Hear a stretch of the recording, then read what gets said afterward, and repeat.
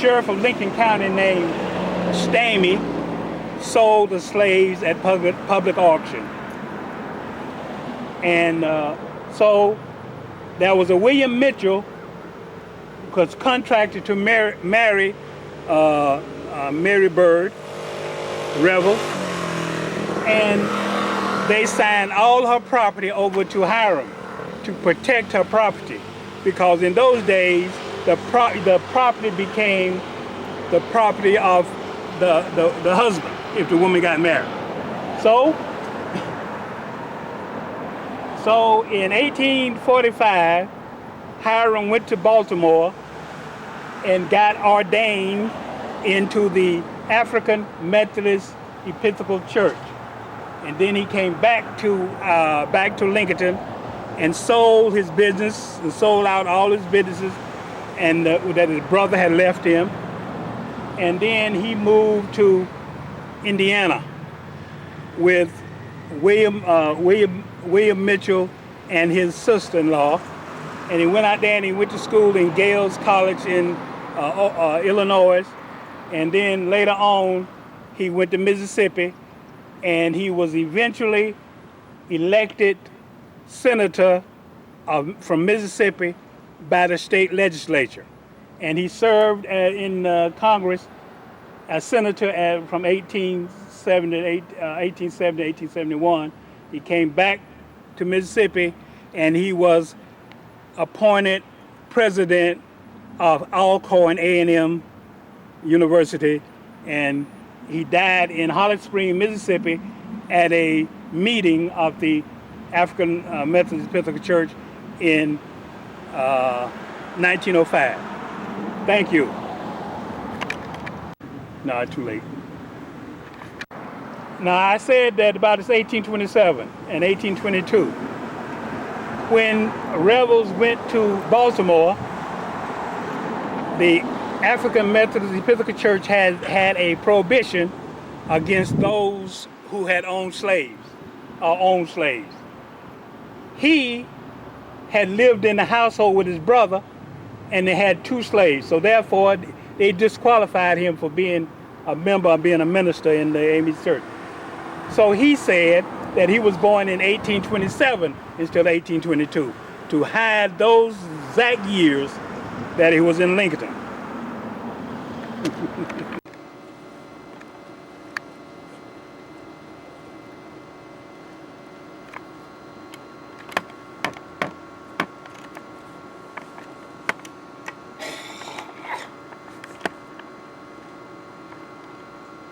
I am here at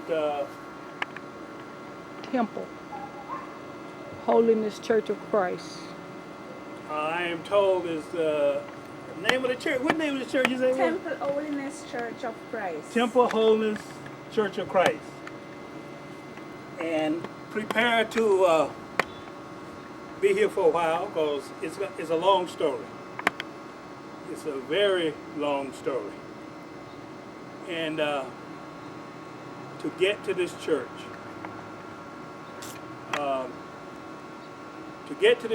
we have to go back to 1868 in Vail, North Carolina, at Best Chapel United Methodist Church, located on Flay Road in Vail. Can you hear me? Well, in 1868, in the Freedmen Bureau made a inventory of black schools and teachers in Lincoln County. And what they did, come on, have a seat. Come on, have a seat. You can sit up here. You can sit up here.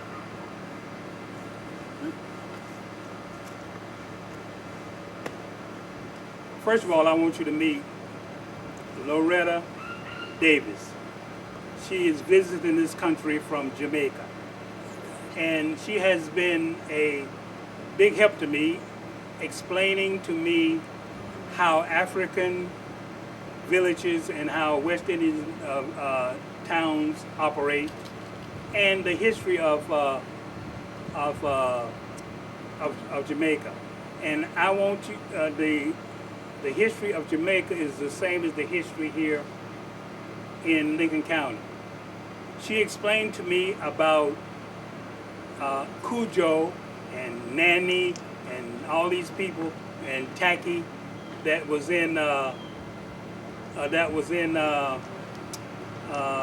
Jamaica. And the thing of it is, Nanny, they were Maroons. These are the people who fought the English. But in Lincoln County, we have the same names.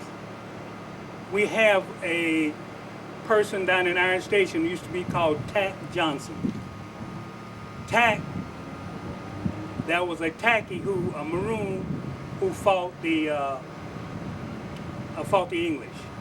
Now, Tack is a variation of the Shanty word Kwatashi, which means great warrior.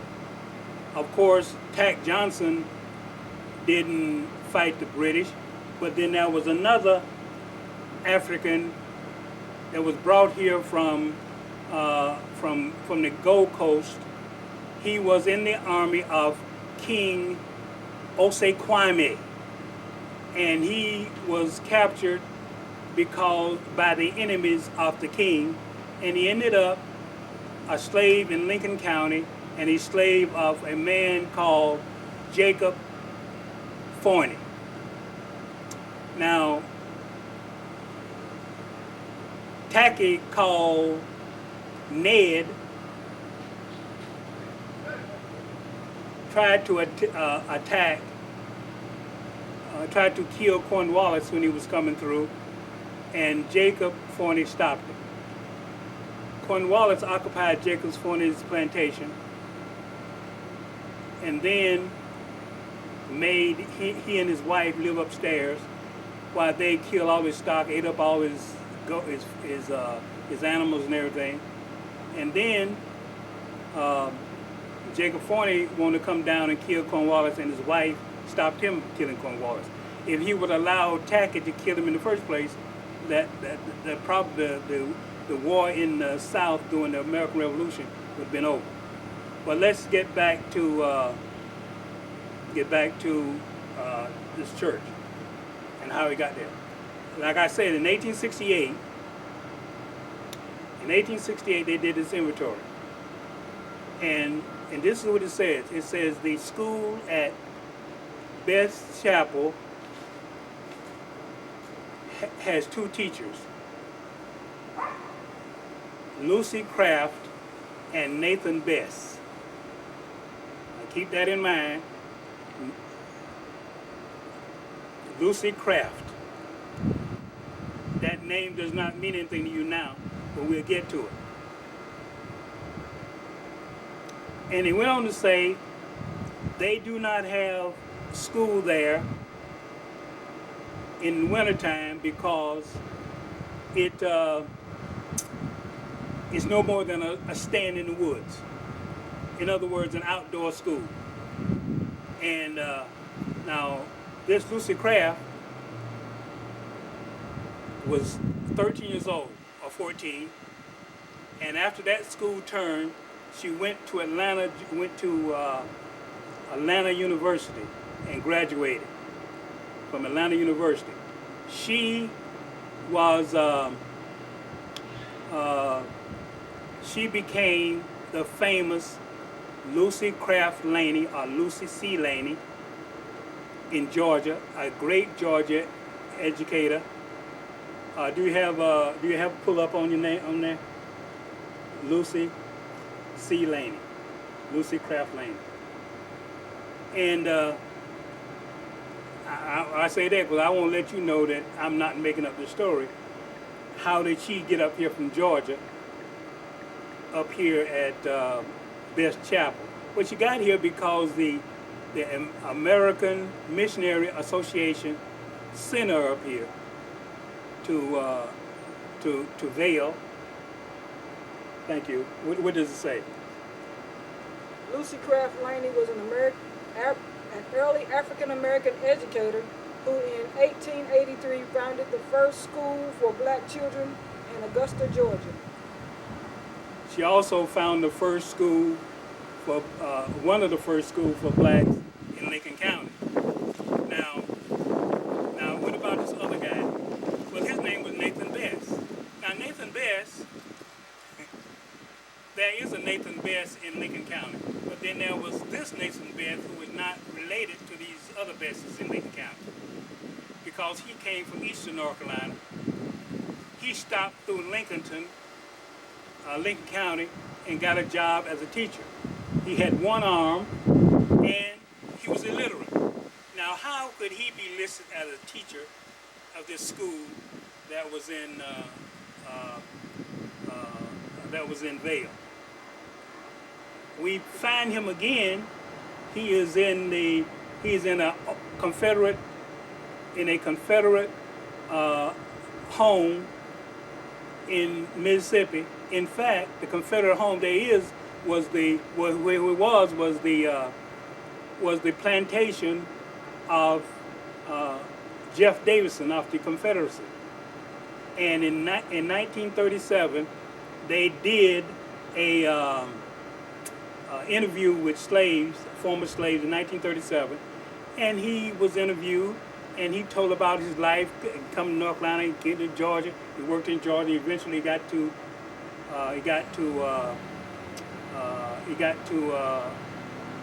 Mississippi. But the thing of it is, he stopped in Lincoln County and worked. He worked in Georgia, tapping turpentine and all this and other things. But the history books doesn't record him there. The only way we know that he was the same person is because he had one arm and he was illiterate. And how could he be illiterate? Why? Because he was there to maintain discipline in the school, not teach. But from this school, there was one Nathan Best. Nathan Best moved to Lincolnton, and then he moved to Poplar Springs, and he had a son named Russell Best, and Russell Best is the ancestors of the Besses in Poplar Springs in Lincolnton. But this Thomas Best, he came to Lincolnton, and he co-founded a church called Hinton Chapel Methodist Episcopal Church in 1895. And this is the church building, I think. Yeah, I think it's 1895. This church building right here. Now, Hinton Chapel has since moved to Poplar Springs, and they are now on Car Farm Road, and they are called Hinton Chapel, Hinton Memorial Chapel. And so this new church since then has moved in here. And the reason it was called Hinton Chapel is because this land here was bought from a man called Hinton. That's how it became Hinton Chapel. And Hinton was not a black man. He was a white man. And when I was in high school, I used to come here a lot to this street because my girlfriend lived right over there at 321 Lee Avenue.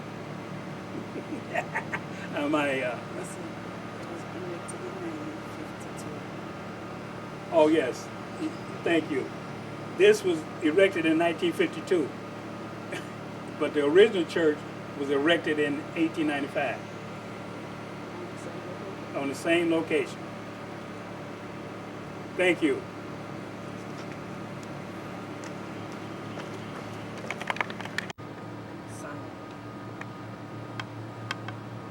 But it's there. This is the Pleasant Retreat Academy on Academy Street in Lincoln. Before I said that Hiram Rebels was in Lincolnton, operating a barber shop. His brother was over here being apprenticed as a blacksmith, and his name was Gabriel Revels. Gabriel Revels ended up joining the Union Army at the end of the Civil War, and eventually he died in Salisbury, North Carolina. And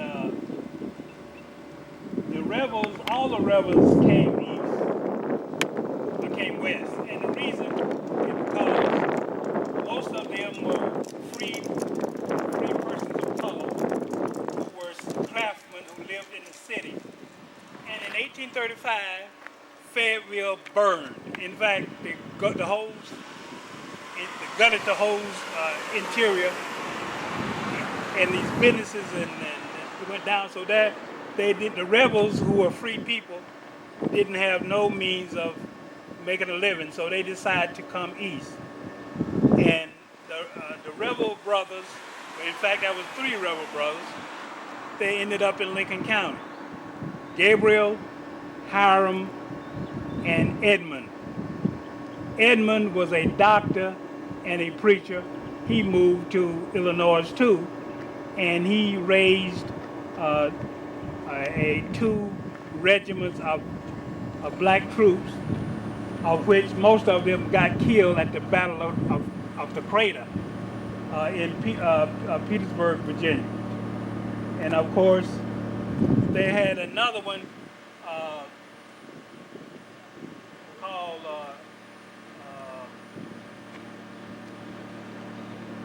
Gabriel.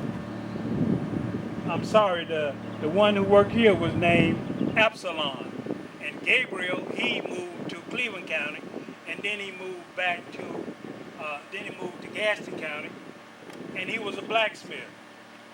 And he avoided service by saying that it was important, it was vital to the Confederate cause if he remained a blacksmith in Gaston County.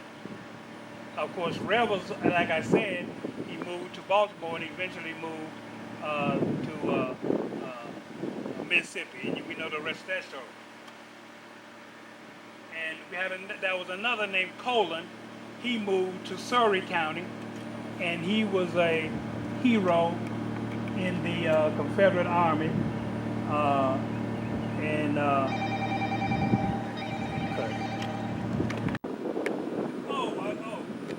Everything's going okay. We got a historical tour.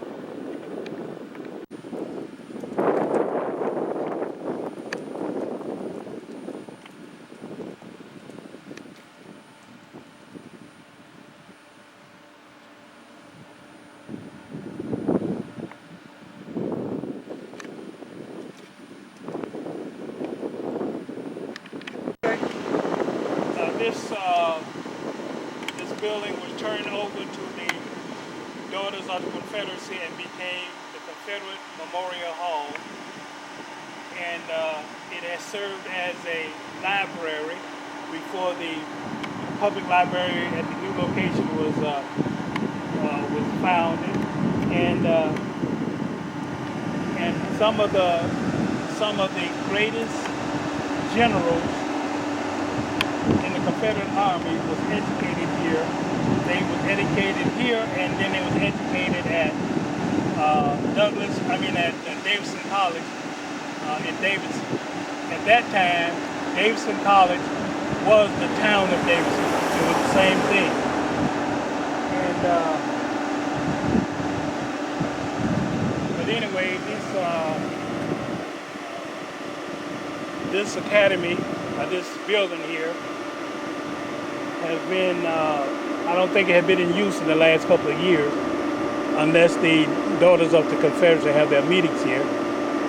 But anyway, we are getting ready to move to our next site.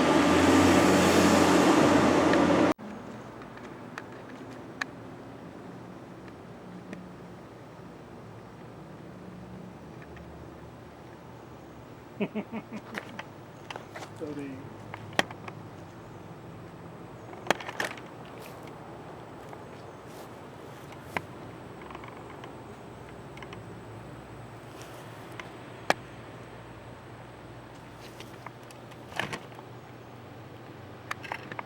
Like 28 or something, but can't put no more. 1856 or something like that. Go ahead. We're at the tombstone of Louisa Farrar, who was a slave of Lorenzo Farrar, who came to Lincolnton. Louisa Farrar was at the,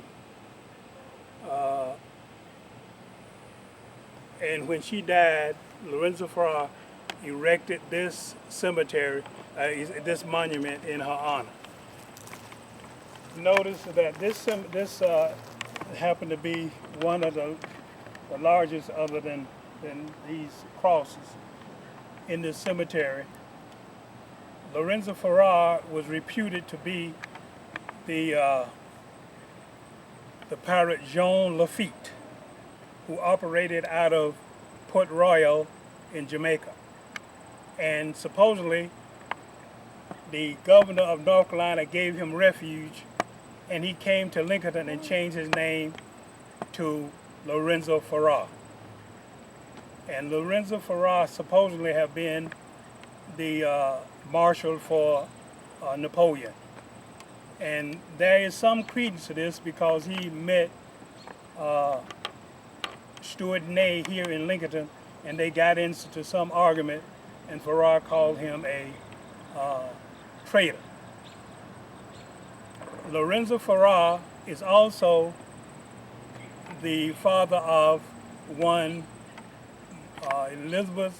Maria Elizabeth Guyon, a slave also at this church, and she was Elizabeth Guyon, Marie Guyon, was one of the co-founders of Livingstone College, and she also went to Atlanta University with Lucy Craft Laney. In fact, that's when they met. They were about the same age in Lincolnton, but Lucy Craft Laney went to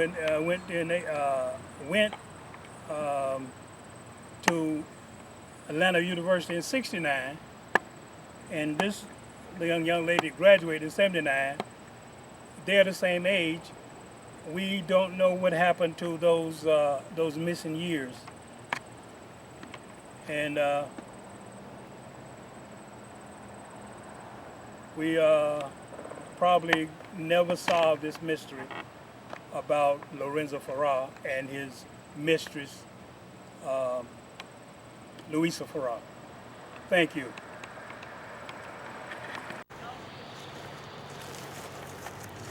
We are at the Community and Schools and at the Head Start program.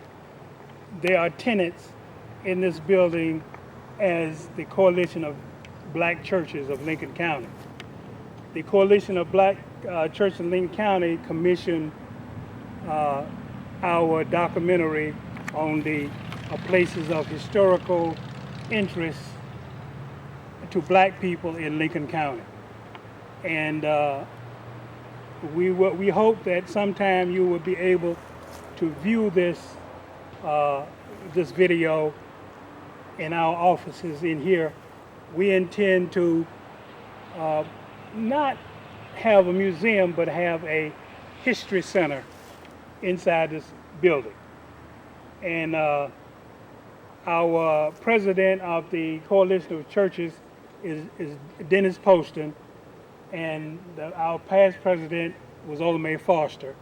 And we are in the process of generating materials for people to view and examine when they come to the center. Thank you.